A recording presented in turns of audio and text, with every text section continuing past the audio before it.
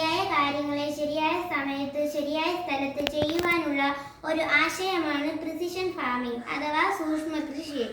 കുറച്ച് ജലവും വളവും കുറച്ച് അധ്വാനവും കൊണ്ട് കൂടുതൽ കൃഷി ഉണ്ടാക്കാൻ കഴിയുന്ന ഈ സംവിധാനം ഇസ്രായേലിന്റെ സംഭാവനയാണ്. രാസവളം, കീടനാശിനി എന്നിവയുടെ ഉപയോഗം കുറച്ചുകൊണ്ടുള്ള കൃഷി രീതിയാണിത്. ഇതിനായി ചെടികൾക്ക് ആവശ്യമായ വെള്ളവും പോഷണവും പരിചരണവും നൽകി വളർത്തിയെടുക്കുന്നു. ചെടികളെ പ്രത്യേകം തയ്യാറാക്കിയ തണൽ പുരകളിൽ പ്രത്യേകം സൂക്ഷിച്ച് പ്രത്യേകം പരിചരണം നൽകി വളർത്തിയെടുക്കുന്നു. ഇന്ത്യയിൽ പല സംസ്ഥാനങ്ങളിലും ഇത് വിജയകരമായി നടപ്പിലാക്കിയിട്ടുണ്ട്.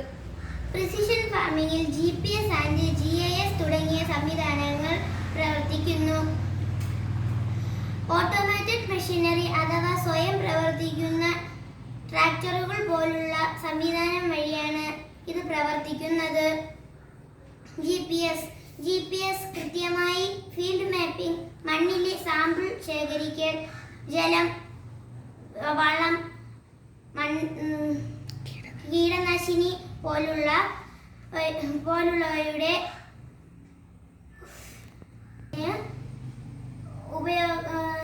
കൃത്യമായ ഉപയോഗത്തിന് സഹായിക്കുന്നു. GIS സംവിധാനം മണ്ണിന്റെ തരം, ഘടന പോലുള്ളവയുടെയും pH, ഈർപ്പം എന്നിവയുടെ വിവരശേഖരവും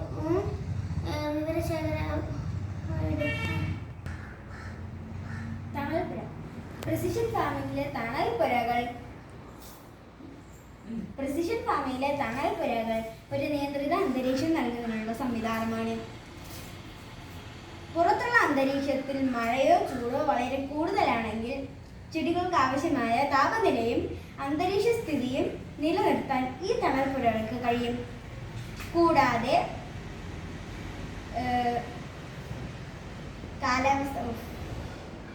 കൂടാതെ സാങ്കേതിക വിദ്യകൾ ഉപയോഗിച്ച് മണ്ണിനെ നിരീക്ഷിച്ച് ആവശ്യമുള്ള ഘടകങ്ങൾ നൽകി വിള വർദ്ധിപ്പിക്കാനും കഴിയും. Drip irrigation. ജലസ്രോതസ്സിൽ നിന്നും വെള്ളം പമ്പ് ചെയ്ത് വാട്ടർ ടാങ്കിലേക്ക് എത്തിക്കുന്നു.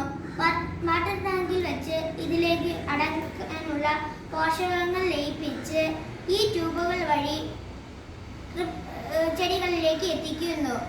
കൂടുതൽ വെള്ളം വ്യാപിക്കാത്തതിനാൽ കളകൾ വർദ്ധിക്കുന്നത് കുറയുന്നു, ജലക്ഷാമവും കുറയുന്നു. ചെടികളിലേക്ക് ആവശ്യത്തിൽ കൂടുതൽ വെള്ളമാവാത്തത് കൊണ്ട് ചെടികൾ ചീഞ്ഞു പോകുന്നില്ല.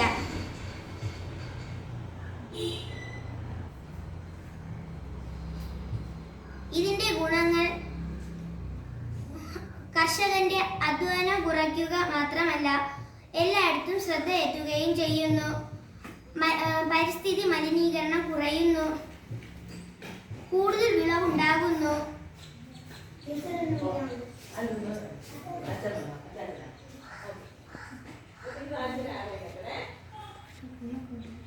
ഇതിന്റെ ദോഷങ്ങൾ